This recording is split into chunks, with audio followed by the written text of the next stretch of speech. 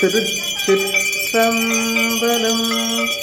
சொல்லாண்ட சுருதிப் பொருள் சோதித்த தூய்மனத் தொண்டருள்ளீர். சில்லாண்டில் சிதையும் சில தேவர் சிறு நெறி சேராமே.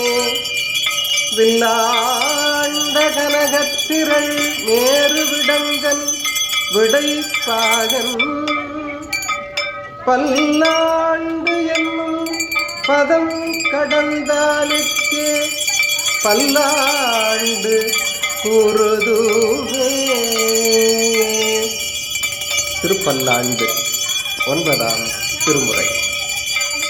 திருச்சிற்றம்பலம். பாடலின் பொருள் மெய்மொழியால் கூறப்பட்டு ஆராய்ந்து துணிந்த தூய்மையான மனங்கொண்ட தொண்டராய் உள்ளீர்.